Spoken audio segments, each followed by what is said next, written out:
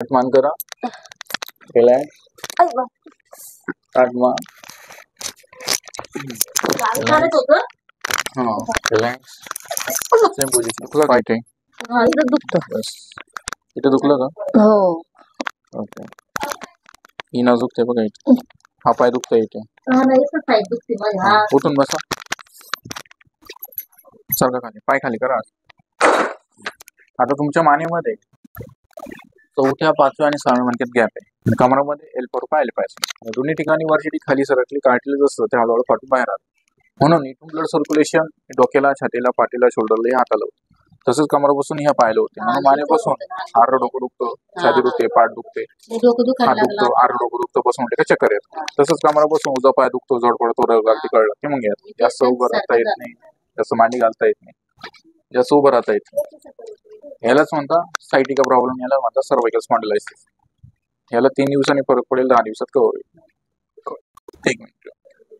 म्हणूनच one side पूर्ण दुखते ही, याला म्हणतात सर्व्हायकल स्पॉन्डिलायसिस, त्याला म्हणतात सायटिका प्रॉब्लेम. आता जेव्हा डिस्पोजिशनला जाईल, कार्टिलेज लेवलला येईल, तेव्हा ही डोकं दुखणं, छाती दुखणं, पाठ दुखणं, इकडे खूप दुखतंय, इकडे काही दुखत नाही, बसून उठले का चक्कर येतं, छाती दुखते, श्वास घ्यायला त्रास होतो, जास्त उभं राहता येत नाही, मांडी घालता येत नाही, गुडघ्यावर बसता येत नाही, चालता येत नाही.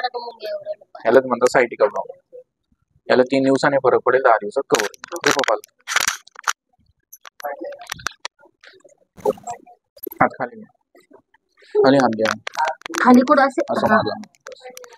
रिलॅक्स, रिलॅक्स, करा इकडे मान करा. बस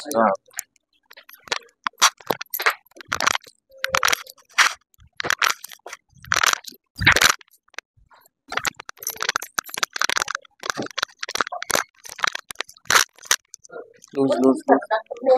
काय म्हणता?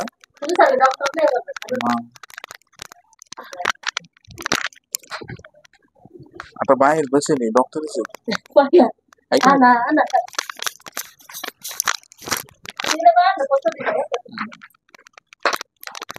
वन साइड थोडा झोपा, माझ्याकडे काना झोपा जागीच.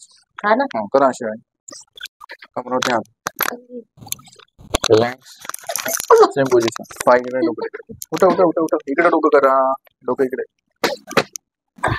डोकं इकडे, पाय इकडे. करा अशी आहे. अजून एक पेशंट येणार. उठा, पाय इकडे, डोकं, मांडी घाला, तिकडे दोन, तिकडे दोन करा, तिकडे दोन करा. असं हात करा, अशी जाळी करा हाताची, अशी जाळी करा. बस पाठ मान करा, रिलॅक्स, पाठ मान, डोकं उठा, डोकं इकडे, पाय पाय पकड कविता,